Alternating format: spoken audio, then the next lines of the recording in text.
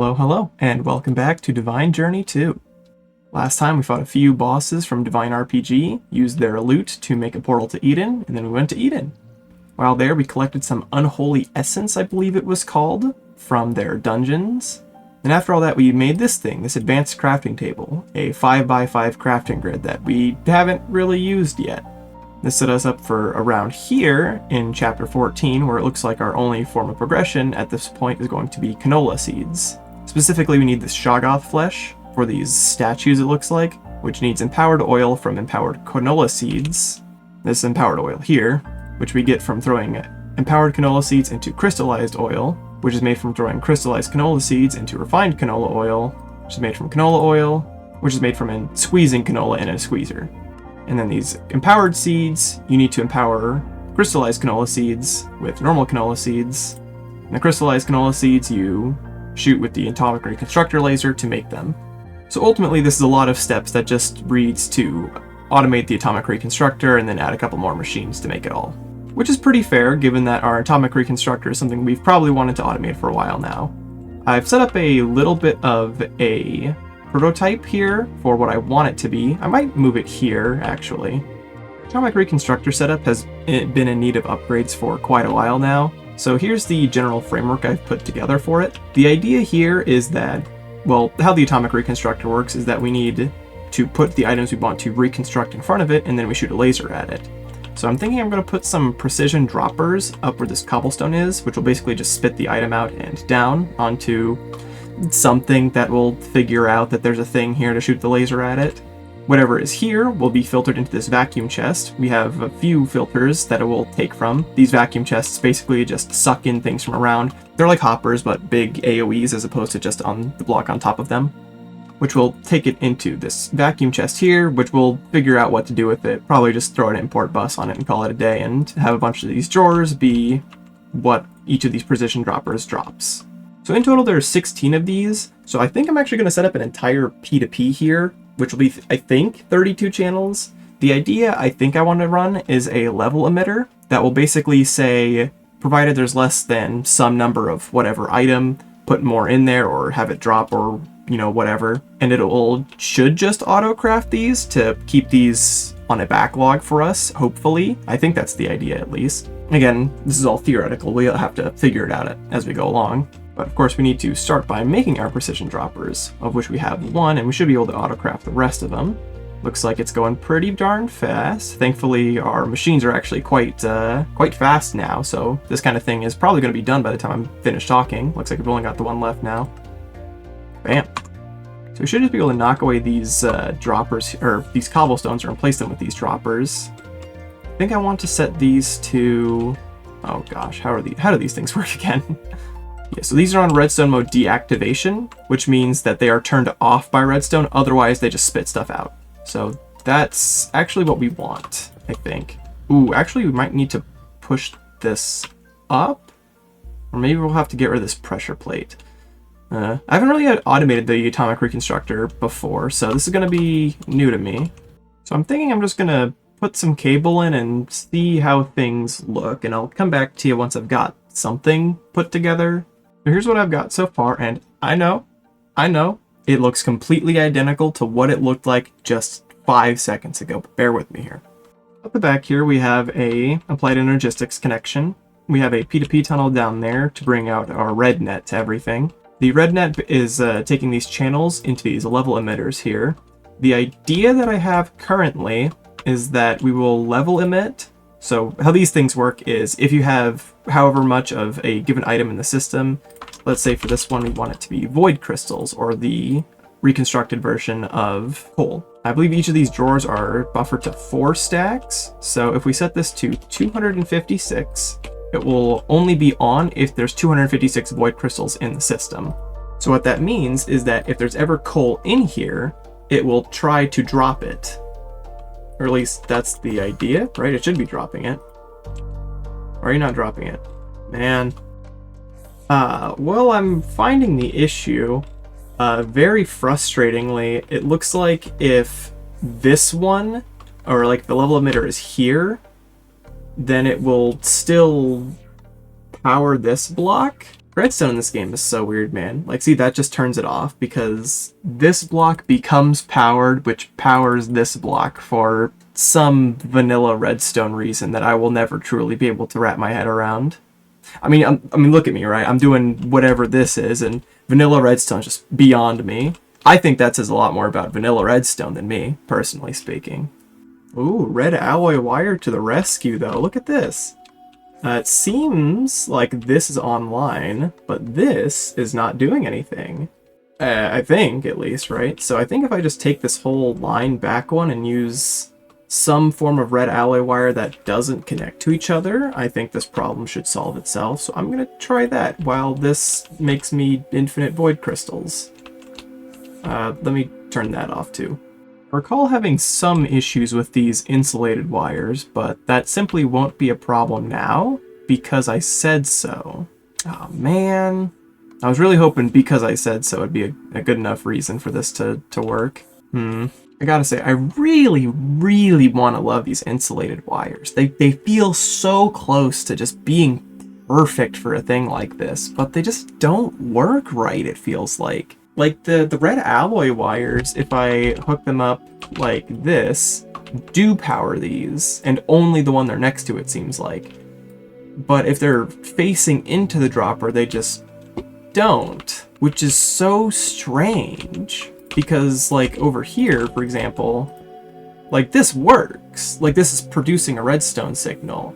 I don't understand why it won't there, or at least why this one doesn't like it. Maybe it's an issue with Actually Additions and reading specifically these these insulated wires as opposed to red alloy wires. But even if I took this whole thing back, the issue I would run into would be, like, if I have these running side by side, and then the red alloy wire here, then it just connects, and then if any of these are on, it would power all of that, which is not what I want. Real tricky stuff.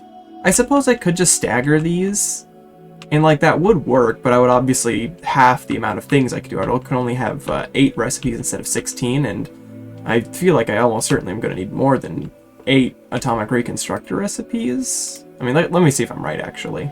Looks like I need about 12 to 14 recipes. So if I can make this work here, this would be perfect. The issue is I don't know how I'm going to make this work like this.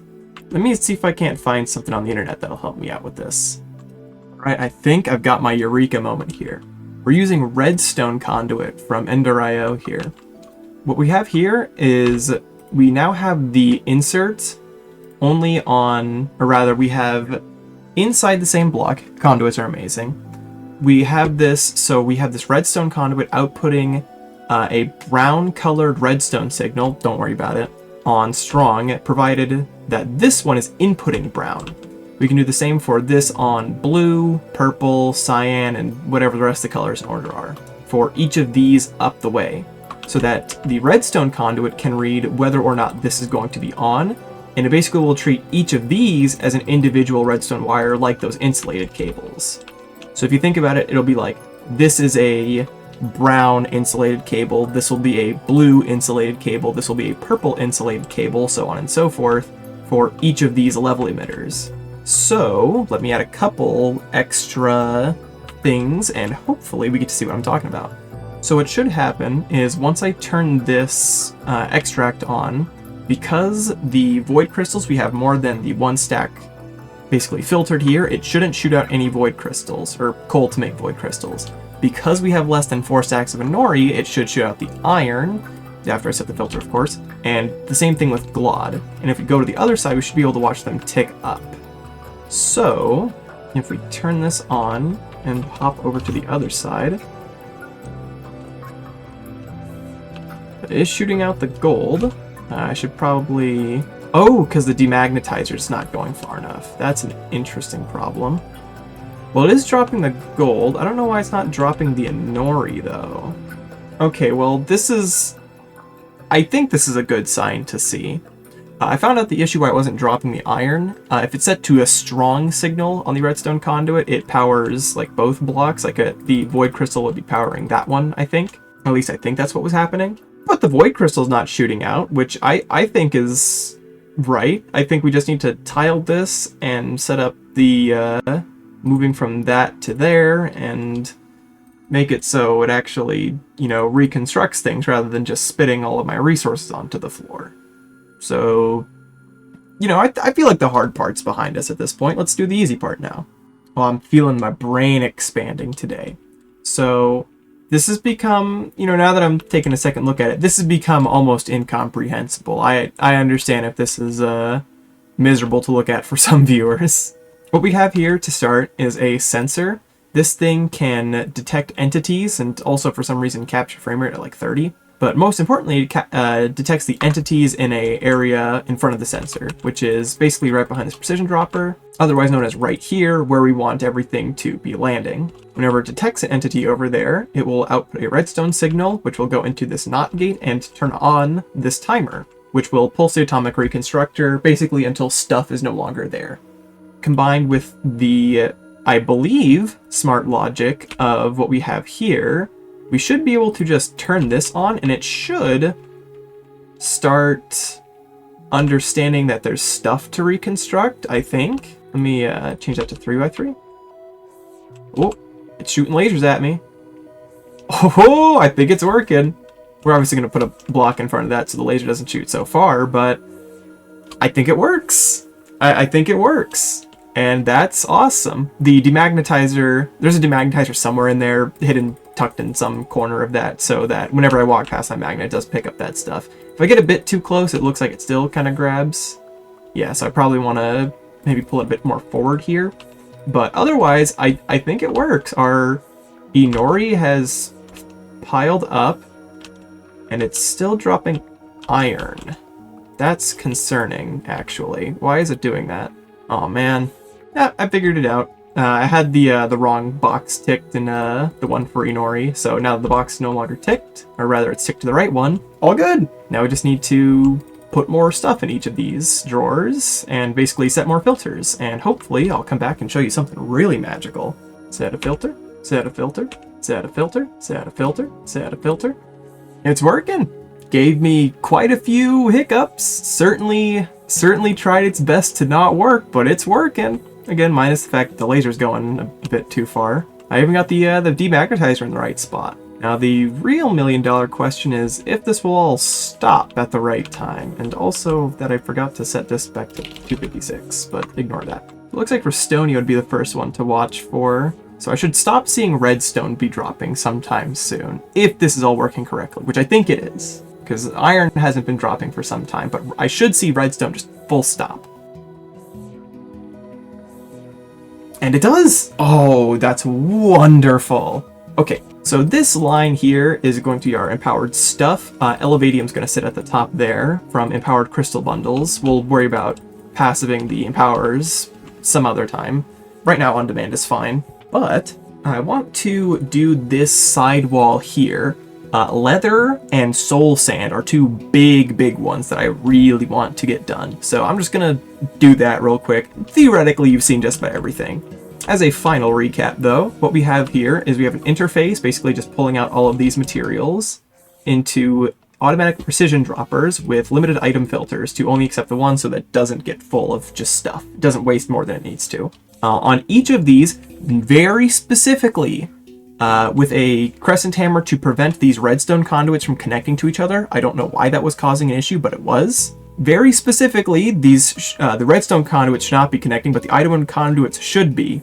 There is a difference. You can see that there's only the item conduits here, whereas sometimes if I put these together, you can see these two reds connecting. You want to do that if you're trying to copy this setup. We're basically just using these redstone conduits to copy a signal, color, into the dropper here to turn it off whenever it reaches a threshold.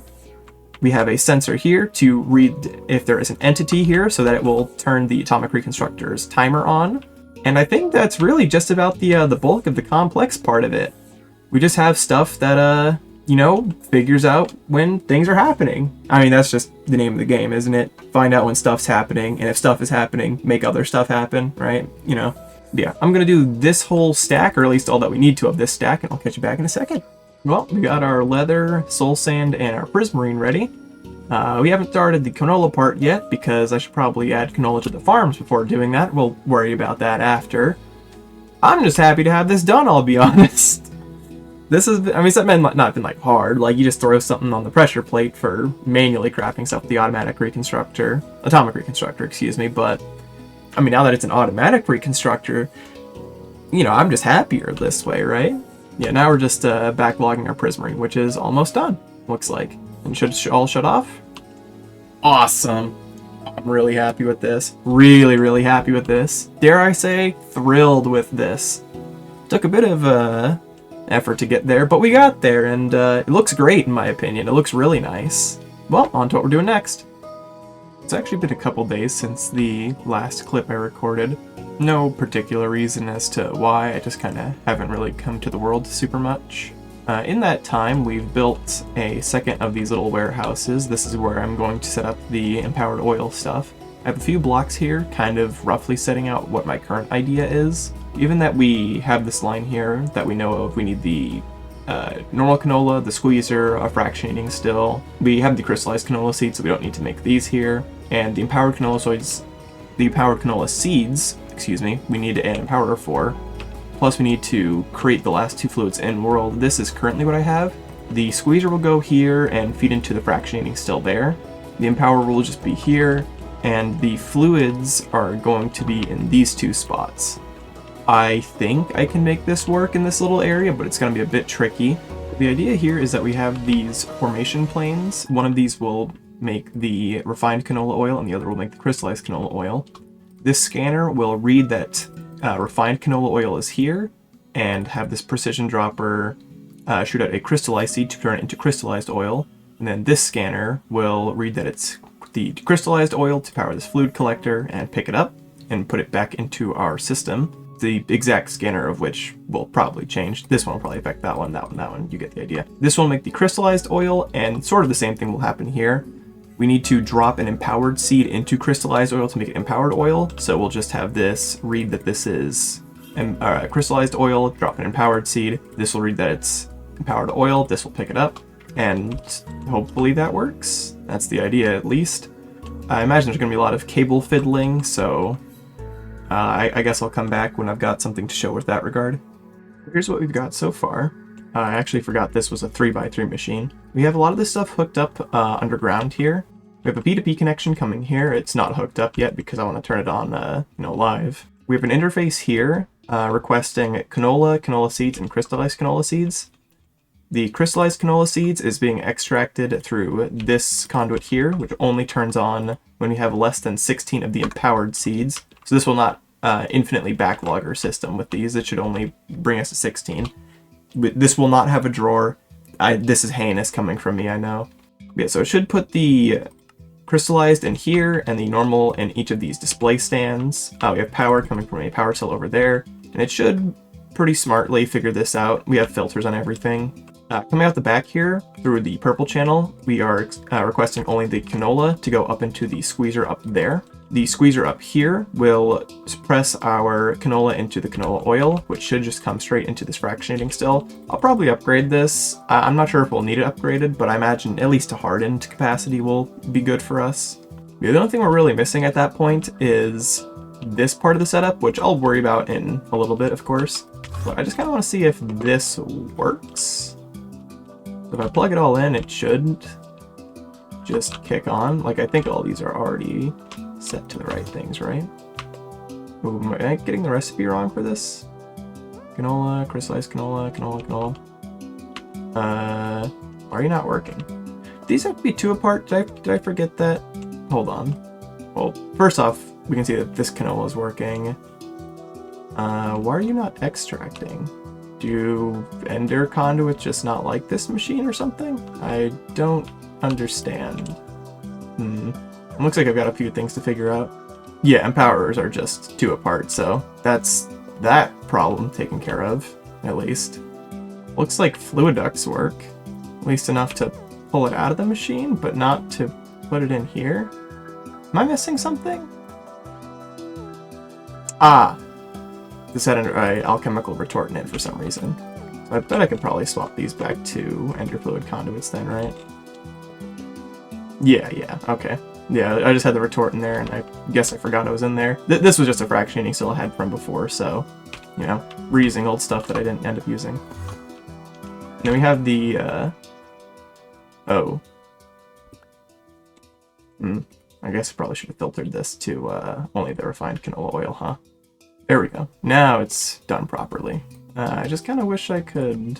No, I guess I can partition it like that. Alright, that works. Cool. Well, it's working. It looks a little bit weird, but that's fine. What matters is that we're buffering our empowered canola seeds, so next we'll work on this bit.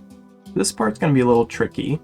I think the trickiest part's honestly going to be routing all the cable management, but the idea here is that we have this formation plane to form refined canola oil, once it's plugged in, of course, from the tank we have down there. I think I need to set this to a higher storage priority, so I'll do that. Yeah, so it should place it, and then one of these scanners, this one, will read and put a redstone connection up to here. So let me grab some red alloy wire for that, actually.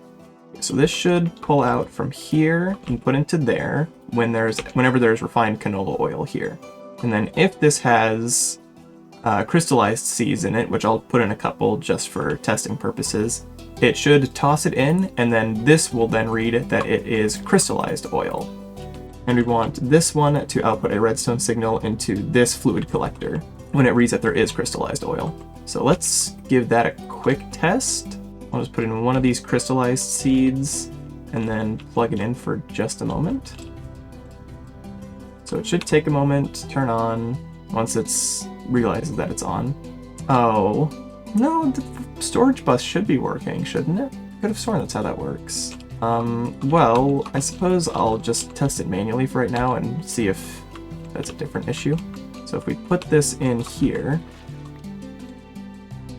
well, it did dispense, I just picked it up.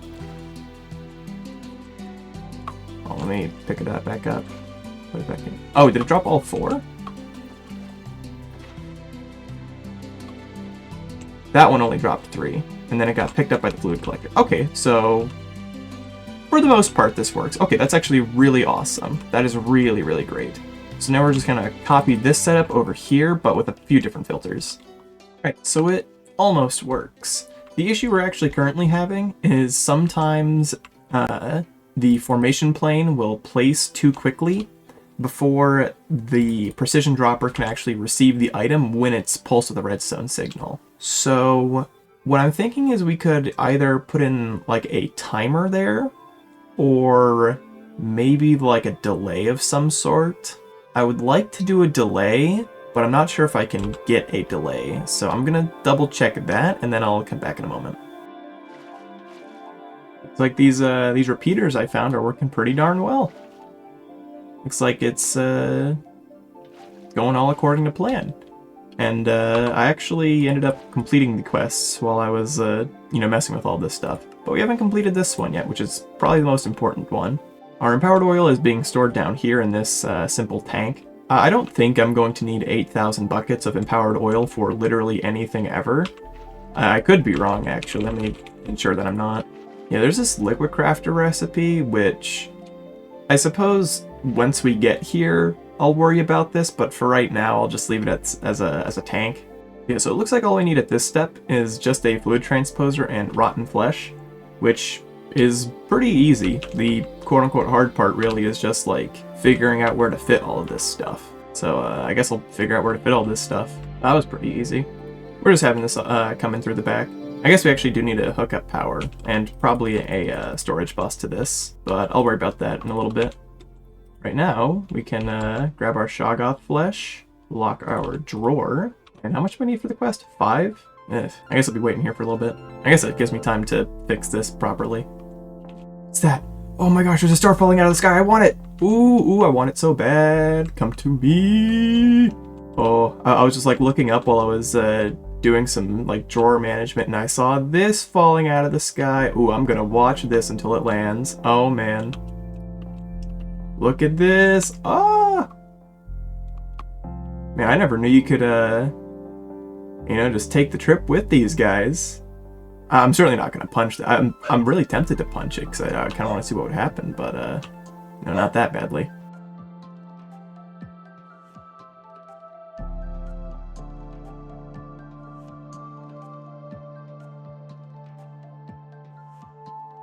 Oh, here it goes. Oh, well, that exploded real big. What do we got? What do we got? Some ender pearls, some glowstone, and a shining casing. Another lucent scroll. Oh! I didn't know I could do that already. Can I do that with the other one already, too? This one appears to be blank. Maybe I can't do anything with it yet? What did I learn about? Resonation locations. Much to think about eventually, I'm sure. Now, though, we're just hooking up this storage bus, maxing out that priority, locking it in, and then when we next head to our ME system, we should be able to just see our Shoggoth Flesh, right? I've got a terminal over here. Yes, very good. On questioning sanity. I don't have a neighbor. What are they talking about? We had some extra flesh, though, so that's something. When you gather up each of the abyssal statues, check to be sure you're making the real ones and not the decorative ones. These statues need sky access to function, so be sure not to place them under a roof. Darn. Once you have the Necronomicon, the potential energy chapter will be of use, presumably in the book, as it describes it with pictures. Note the destructive effects have been removed, so now entirely safe. Thank you! I don't know what those destructive effects would entail, but I appreciate it. Alright, so let's start by making each of these statues. I guess we'll start with, well, I guess not Cthulhu. Let's start with Haster. One of those. Jazar. Make one of those. Azathoth. We need some Fluix pearls, which we can make. And next we'll do Nyarlathotep, which we have the Ender alloy for, thankfully. Shib, I don't want to risk that one. Nope. Yog-Sothoth we can do. Azathoth should be ready now. And Cthulhu, we need some raw squid. So I guess I'm going squid hunting real quick. Gee, these guys just kind of sound demonic. Listen to that. Like, that sounds creepy, right? That one didn't sound too bad, but man, those guys are, maybe those guys were holding on to something that I'm not aware of. But I guess I'll soon be aware of it, right? Anyway, here's Cthulhu. Looks like we're out of that unholy essence, so I hope we don't need more. The Necronomicon. So let's see, we use the statues to craft the Nomicon. This will not consume the input statues. Thank you! Definitely want to make more than one, as it can take a while to recharge potential energy. While holding the Necronomicon near abyssal statues, potential energy will burst out of the statues into the book. Destructive effects have been removed. To find shadow gems and shadow fragments, visit a Darklands plains, hills, or forest biome at night. Capture a shadow beast or shadow creature and powered spawn them for more. Alright. I think we might have a couple of those actually already though, right? We got some of these fragments, which I think we just 9x9, or 3x3 into. Oh, man. Oh. Oh, man. I thought Divine RPG is the one that's supposed to be making me do all this kind of stuff. Oh, I'm going to need a lot of these, too. Oh, boy. Yeah, I was looking around because I thought I had some spawners that I'd found. No, I have Abyssal Zombies, Anti-Zombies, and Depths Ghouls, but no Shadow Beasts, was that? Shadow Beast or Shadow Creature. So I guess I'm grabbing those guys, then. Yeah, fortunately, there's a Darklands not super far from us. It's, gosh, what is that? Like 1,000 blocks, if that. It's like a trip to the end. That's not too bad. Oops. Yeah, I guess I'll just head there, and hopefully by the time I get there, it'll be nighttime. Straight to the south. Honestly, this biome's pretty cool. Especially at nighttime. But right now, we're just looking for a Shadow Beast, which you are not that. You are a little Cyclopean fella. Ooh, you look sufficiently creepy. Why are you looking 52 at me? Whoa, whoa, whoa! You have 100 health too, wow. Okay, I see shadow creatures in my blindness. I imagine the beast is probably the better of them to farm, but I guess it doesn't hurt to have the rest of them. Do you drop anything I care about? Didn't look like it. Well, we got what we came here for. Time to go home. Well, a soul vial plus a broken spawner makes a powered spawner, with a few extra steps, of course. So if we just chuck this in, and flick this on. I forget if I've shown this room in a previous video or not, but this is where I do all my powered spawning now. It's pretty good. It works pretty well. Ooh. Oh, the guys took 2 hits, was that? Tough stuff. So let's open this section down here. Oh, they give us whole shadow gems. That's really nice. It looks like that's all they drop. No fragments. Not that I saw, at least. Cool. We have a stack of those already. That was really fast. Now we can take these, put in here. I'm gonna make 4 of these Necronomicons because they told me to make a couple. Yeah, we'll get a few of these shards. I don't think we're really gonna need that many. Next, we have Corallium Infused Stone. Craft up 4 Corallium Infused Stone and smelt them into 4 pearls. These will be used to craft a large number of things. So this is the gem clusters. I think we've been getting a good amount of Corallium from the quarry. I hope I've been digging the right spot at least. So let's make like a stack to start.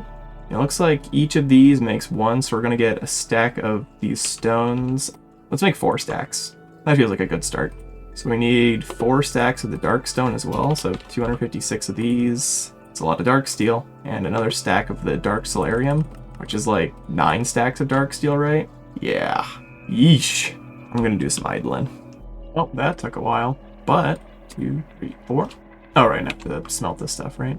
Is this used for anything else? Do I need to worry about this, or can I just like smelt it straight into pearls?